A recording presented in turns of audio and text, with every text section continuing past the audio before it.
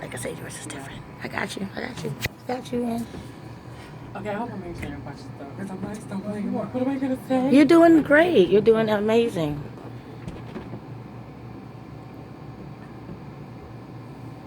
You're not nervous, Huh? You're not nervous. No, I'm actually getting more relaxed. Yeah. You know, but I'm just like, so serious. And thank you for mentioning. Oh my God, my name has been mentioned on the radio. I don't know what to say. I feel special. I was going to be. But I had to let everybody know everybody knows her. That's fine. The woman show. Gotta give credit where credit is due. If not, you'll learn quickly how much trouble you can get into for not doing it. It's extremely important. Again, that's another one of those simple teachings that makes so much sense, but I think that people forget it as they get older. They think it was me. I came up with this. I designed this. No.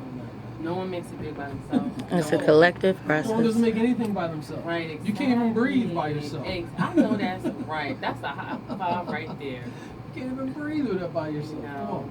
And you can't eat. I mean, you can put some seeds in the ground, but you can't make them grow. You can't water them. You can't make water. You're right.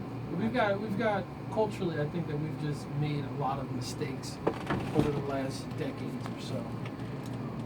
And I think that there's more people, especially like your generation, that are saying, wait, hold up, pump the brake.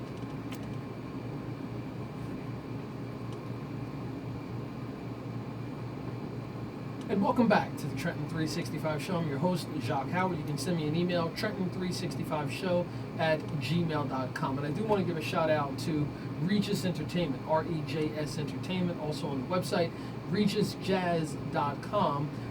Eric Thomas, who is the creator of this, along with Rich Jackson and James Freeman, host monthly jazz shows, and there's one coming up at the end of this month at Tavern on the Lake in Hightstown, New Jersey. You can go to the website and check that out, Regis, REJSjazz.com. In the studio with me is Soulful Tee, also known as Taylor Pickett Stokes, Reverse.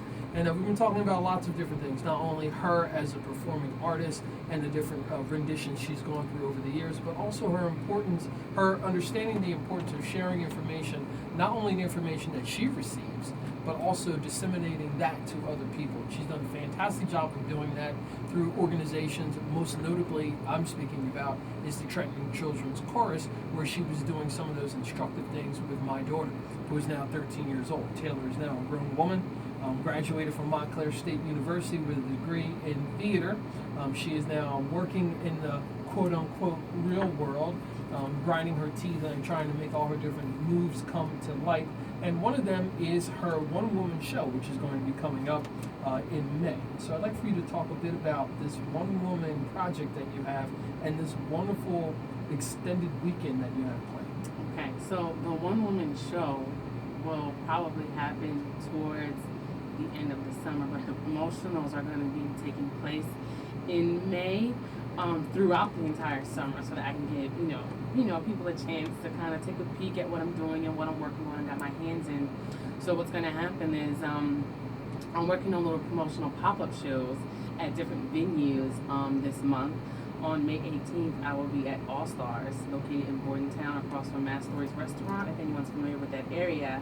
And another location will be downtown at the Art Gallery, where Tamara Torres is located. And so the weekend's going to be dedicated to promoting the show and having people come out who take interest into it, watch, me open up about it and ask questions if they have them, and sing some original music that I have written corresponding with the one-woman show, and possibly maybe hearing a sneak peek of some writings that I have in the show. That's awesome. Yeah. So can you give a little bit about the theme of the one-woman show?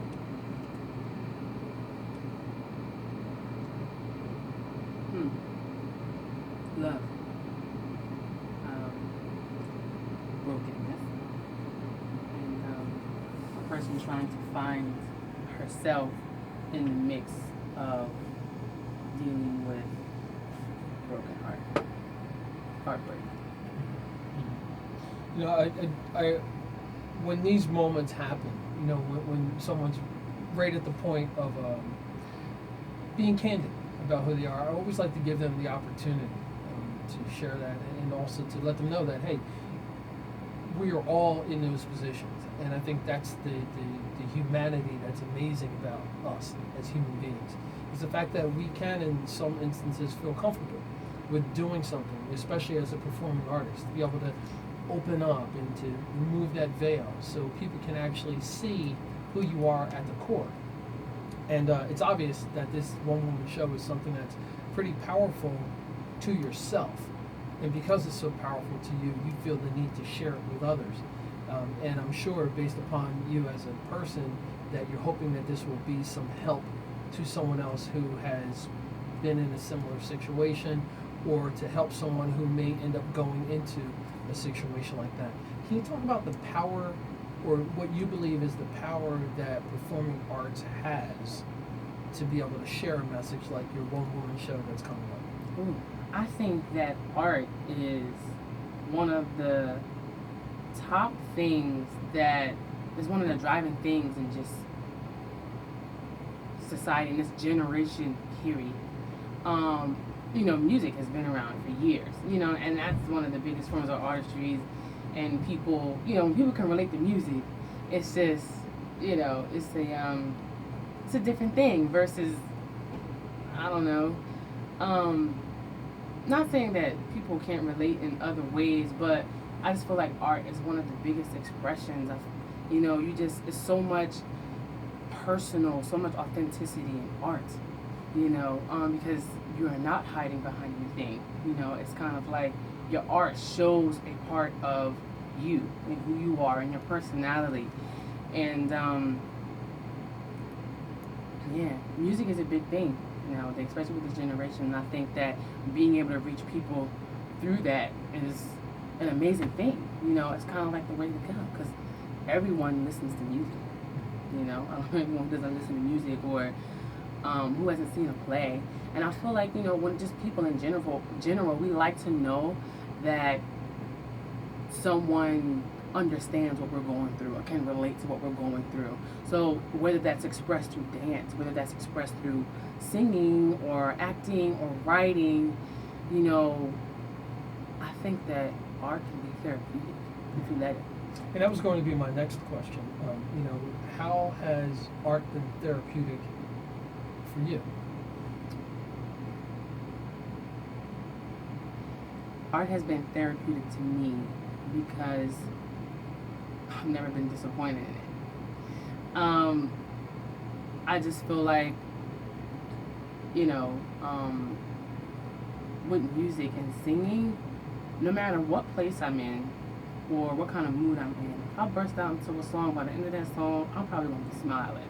Or I'm going to turn that song into something else. Then I'll go from a sad song to a happy song. The next thing I know, I'm clapping my hands. I'm walking around the house dancing. You know what I mean? Like, it just starts, and it's a progression of things. And it's a mood changer, because music really has a big influence on your mood and just people in general. Music actually has a bigger influence than I think we give it credit for. Mm-hmm. Sticking with the subject of music, you have a new band. Yes, I do. So I want you to talk about your band. Okay, well, my band is awesome. The musical director of my band is named Sean James. And previously, I was working with the band at my church, and everyone, life happens, everyone gets busy and stuff like that. But recently, my band performed in Philly at Pub Web, and we had such a great time. And if decide to come out to any of the pop-up performances, you will see my band there, killing it, rocking it, and having fun.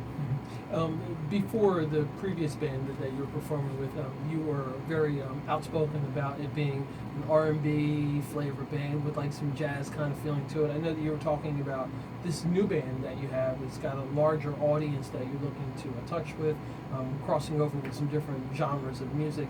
Can you be a bit more specific about that? Okay, so now with this new band that I have, we're more versatile in a sense that I'm not just confined to just R&B and soul. This band can play contemporary, classical, rock, pop, just about anything that I ask them to play, they're so skilled at what they do. I'm like, I have to step my game up to get to where they are because they're so skilled at, their artistry and what they do. I mean, they do this for a living. They teach, they play in parades and orchestras, and being that they have this wide range of professional, training and stuff like that allows them to be more versatile on the different types of music that we can play and do and sing, so on and so forth. Mm-hmm. So earlier, you were mentioning about how at this point the band is in a situation where now you guys and gals are about to do a demo, putting a demo together. Yes. And just talk about that process a little bit and how it's coming along and what people can expect from what that sound will be, that original music. Well, the process is going pretty good. I'm actually enjoying it. Writing the music for it, which is, my original, music. It's definitely been challenging. But the band is pretty awesome. They're actually just waiting for me to say go, and they're like, okay, let's play this tune and let's rock out and have fun. So really, the process is more of me preparing myself to be ready to go into the studio to record this demo. And I would say if I had to classify the type of music in a genre, I would automatically revert to soul because it comes from such a deep place. But the type of sounds that I want to incorporate inside, with the lyrics that I have written, kind of is like an alternative R&B soul mixture kind of thing. It's going to be different. It's going to be cool. So I'm excited. And that's something that I really appreciate about the generations that are around now. I know as a young person, it was very difficult to hear anyone other than Jimi Hendrix or a handful of other artists who were people of color who were playing rock music. And very rarely did you hear anyone who wasn't African American doing hip hop. Now you have all different genres of music being performed by all different ethnicities and backgrounds of artists, which I think is amazing. And I think it shows the evolution of us as human beings. The fact that someone can be, regardless of someone's ethnicity, where they were born, or the language they speak, they can be passionate about a music that may represent a particular culture or did evolve from a particular culture. So I think it's important for all artists to kind of like kick those doors and those walls over and take what is there and to utilize that to express yourself more. So it's exciting to hear that you're looking at doing something much larger than what you've done before with the hopes that you're going to reach a larger audience. Speaking of the larger audience, you were just recently in Dubai. Yes, I was. Can you talk about your trip to Dubai and what that has done for you emotionally and spiritually being in that place? Oh, Dubai was absolutely beautiful. I never thought that I would have the opportunity to experience something like that. I realized that not everybody gets a chance to travel out of the country. So I don't take those sort of experiences for granted. And it was just fulfilling to just experience another culture in that way. And it, I was appreciative of certain freedoms and things that we have in our culture and theirs as well. I thought that the structure that they had there and just the way they just do life, I thought it was just so peaceful and just beautiful and calm, where versus as here, everything is like on stress. Everybody's just running around and always trying to make the next dollar. But not to say that that's not what they do there, but it just didn't seem like I didn't get the same energy or vibe that I get from here. And just with that experience, it was very relaxing. I got a chance to just sit back and just take life in and just think about, my artistry and experience, different, people, and just, it was just a beautiful experience. I know Malamina could have paid for that, it's kind of hard to put into words because it was so enjoyable. I would certainly go back if I had the opportunity to. Yes. I'm speaking with Taylor Pickett Stokes, also known as Soulful Tee and vice versa. I encourage you to go to social media and find Soulful Tee. It's soulful, just like it sounds, _TEE, and there you can connect with her and find out more about what she's doing, not only the one-woman act that she has coming up, the wonderful weekend in May where she's got a bunch of events planned, and in addition to that, her band that she has coming up. doing some wonderful things, including a demo.